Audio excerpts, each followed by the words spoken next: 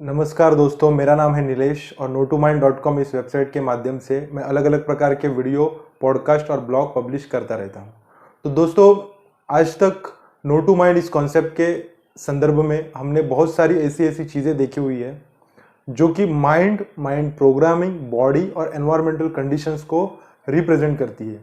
तो आज हम लोग अपरिग्रह के बारे में बात करेंगे। अपरिग्रह होता क्या है? तो दोस्तों, इंसान हमेशा ये चाहता है कि चीज़ें उसके कंट्रोल में हो, वो हमेशा किसी न किसी के ऊपर हावी हो और वो हमेशा किसी न किसी को अपने वश में करना चाहता है। लेकिन ऐसा अक्सर पॉसिबल नहीं होता है, क्योंकि ना यूनिवर्स इंसान के माइंड के आधार से काम करता है, ना एनवायरमेंटल कंडीशंस काम करती है, ना नेचर काम करता है, ना कोई सामने वाला इंसान भी काम कर सकता है।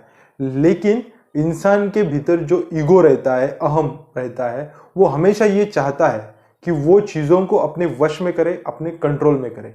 लेकिन ये हो नहीं पाता है और यही कारण है कि जिसके वजह से इंसान हमेशा दुखी रहता है, क्योंकि कुछ चीज़ें ही ऐसी होती है जिन पे अपना वश होता है, लेकिन बहुत सारी ऐसी चीज़ें होती है जिस पे अपना कोई कंट्रोल नहीं होता है। जैसे कि पिताजी चाहते हैं बच्चा मैं जैसे कहूँगा वैसे ही करे, वो वही पढ़ाई करे, वही जॉब करे। जैसे भाई अपनी बहन के लिए चाहता है, बड़ा भाई छोटे भाई के लिए चाहता है, और ये सिलसिला बहुत जगहों पे होता है। बॉस अपने एम्प्लॉयज़ के लिए चाहता है, हर कोई चाहता है कि मैं जैसा चाहूँगा वैसी ही चीज़ें होनी चाहिए और कुछ उसमें बदलाव ना हो।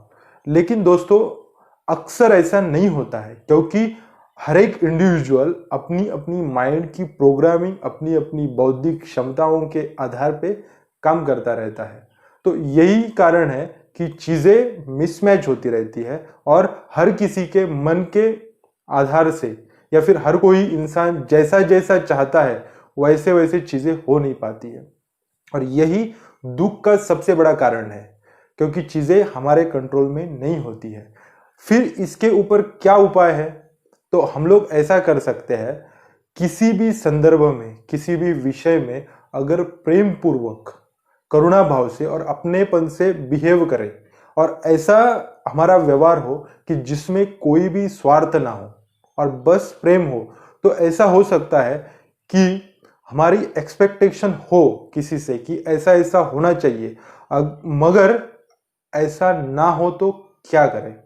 तो उस केस में अगर चीज़ें अपने हिसाब से नहीं होती है तो दोष किसको जाएगा? सामने वाले को नहीं जाएगा, दोष अपने ऊपर आएगा।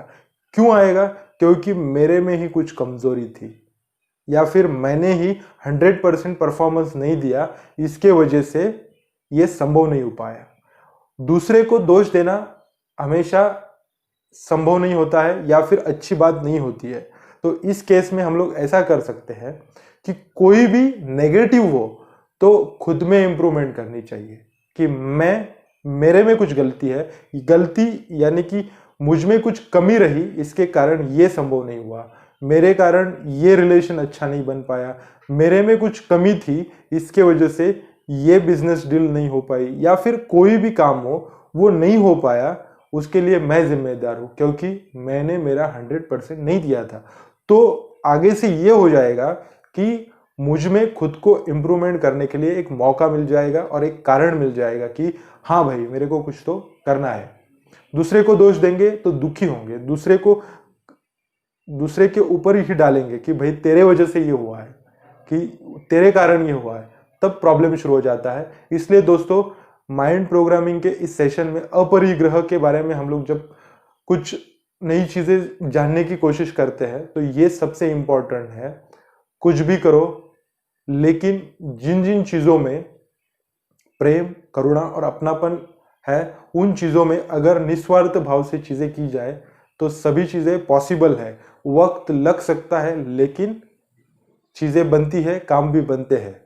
और अगर नहीं भी बने तो दुख भी नहीं होता है, सुख मिलता है। और जो अनसर्टेनिटी का जो लॉ है उसको अगर हम लोग समझ सके कि अनित्य है, कुछ भी फिक्स नहीं है, सब चेंज हो रहा है, तो अपने आप एक भरोसा बनता है कि आज नहीं तो कल हो जाएगा, या फिर फिक्स तो कुछ है ही नहीं, जैसे कि ये होने ही वाला है या फिर हुआ तो कभी नहीं बदलने वाला है, चीज़ें बदलेंगी। इसके लिए आज के इस टॉपिक में बस इतना ही। आने वाले वीडियोस में मैं माइंड प्रोग्रामिंग और ऐसी अपरिग्रह जैसी बहुत सारी चीज़ें आपके सामने लाता रहूँगा। तो तब तक के लिए दोस्तों